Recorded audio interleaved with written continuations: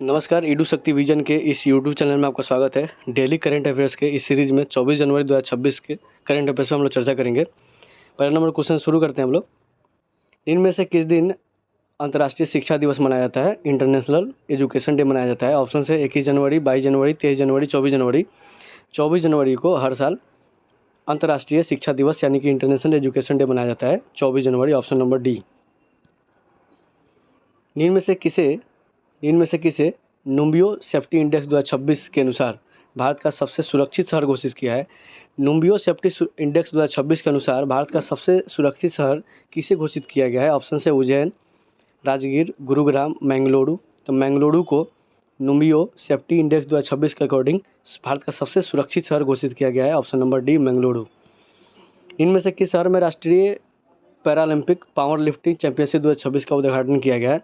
राष्ट्रीय Paralympic power lifting championship 2026 का उद्घाटन किया गया किस शहर में हुआ है? तो ऑप्शन है पटना, भोपाल, रुड़की या जोधपुर। तो रुड़की शहर में अभी हाल ही में राष्ट्रीय पैरालंपिक पावर लिफ्टिंग चैंपियनशिप 2026 का उद्घाटन किया गया है। एमिलियो वाल्ड्रे किस देश से संबंधित है जिन्हें भारतीय महिला फुटबॉल टीम के मुख्य कोच के रूप में नियुक्त किया गया है, चीफ कोच? तो ऑप्शन से पेरू, कोस्टारिका, न्यूजीलैंड, ब्राज़ील। तो कोस्टारिका की निवासी है एमिलियो, जिनको अभी महिला फुटबॉल टीम के मुख्य कोच के रूप में नियुक्त किया गया है। कहाँ की है? Costa Rica, option number B. 23 जनवरी 2026 को निम्न में से किसकी 129वीं जयंती मनाई गई है? तो 23 जनवरी को किनका बर्थडे होता है? ऑप्शन से सुभाष चंद्र बोस, चंद्रशेखर आज़ाद, राम प्रसाद बिस्मिल, रविंद्रनाथ टैगोर। 23 जनवरी को सुभाष चंद्र बोस का जन्मदिन है, पराक्रम दिवस मनाया जाता है। और 129वां जन्मदिन है किनका? सुभाष चंद्र बोस का। ऑप्शन नंबर ए सही हो जाएगा। गुटखा, पान मसाला और सभी तंबाकू और निकोटीन प्रोडक्ट्स पर किस राज्य ने हाल ही में पूरी तरह से बैन लगा दिया है? ऑप्शन है वेस्ट बंगाल, मध्य प्रदेश, बिहार और उड़ीसा। तो उड़ीसा गवर्नमेंट ने फैसला लिया है कि गुटखा, पान मसाला, तंबाकू, ये सभी जितने भी निकोटीन प्रोडक्ट्स है वो सभी पर बैन लगा देगा पूरी तरह से। इनमें से किस देश ने दुनिया का पहला व्यापक हवाई कानून यानी कि कम्प्रहेंसिव एयर लॉ पारित किया है? तो ऑप्शन है इंडिया, स्वीडन, साउथ कोरिया या डेनमार्क। तो ये काम किया है दक्षिण कोरिया, साउथ कोरिया भी दुनिया का पहला देश बन गया है जो कि कम्प्रहेंसिव एयर लॉ यानी कि व्यापक हवाई कानून को पारित किया है। कार्तिदा मेकानी का 66 साल की उम्र में निधन हो गया है, वो कौन थे? तो कार्तिका मेकानी ये क्या थी? इतिहासकार थी, पर्यावरणविद थी या भू वैज्ञानिक थी या पेंटर थी? तो ये पर्यावरणविद थी, कार्तिदा मेकानी, जिसका 66 साल की उम्र में निधन हो गया है, ये पर्यावरणविद थी। ऑप्शन नंबर हो जाएगा बी। भारत के यश अनिल रसिया ने 7वें रोल बॉल वर्ल्ड कप 2025 में गोल्ड मेडल हासिल किया है। 7वां roll ball world cup 2025 tournament में भारत के हैं यश अनिल राशिद वर्ल्ड कप जीता है।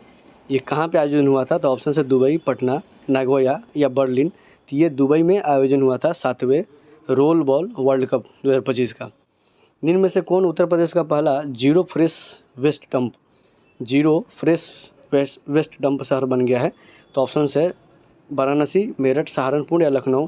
तो लखनऊ जो राजधानी है यूपी का, ये उत्तर प्रदेश का पहला जीरो फ्रेश वेस्ट डंप शहर बन गया है। ग्रोका माचेल किस देश से संबंधित है जिन्हें शांति, निरस्त्रीकरण और विकास के लिए इंदिरा गांधी पुरस्कार 2025 से चुना गया है? क्या है? ग्राका माचेल। तो ये किस देश की संबंधित है जिन्हें शांति, निरस्त्रीकरण और विकास के लिए इंदिरा गांधी पुरस्कार 2025 के लिए चुना गया है? तो ऑप्शन है जापान, पेरू, मोजाम्बिक या कनाडा। तो मोजाम्बिक से संबंधित है, मोजाम्बिक देश की है ग्राका माचेल और इनको इंदिरा गांधी पुरस्कार 2025 के लिए चुना गया है। उपराष्ट्रपति सीपी राधाकृष्णन द्वारा लॉन्च की गई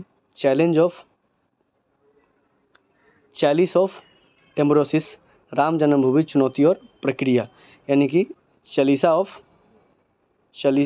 एम्ब्रोसिस राम जन्मभूमि चैलेंज एंड रिस्पॉन्स, ये किसके द्वारा लिखी हुई पुस्तक है जिसका विमोचन सीपी राधाकृष्णन ने किया है? तो ऑप्शन है आनंद नेगी, सुरेंद्र कुमार पचौड़ी, विनोद कुमार, राजेश शर्मा।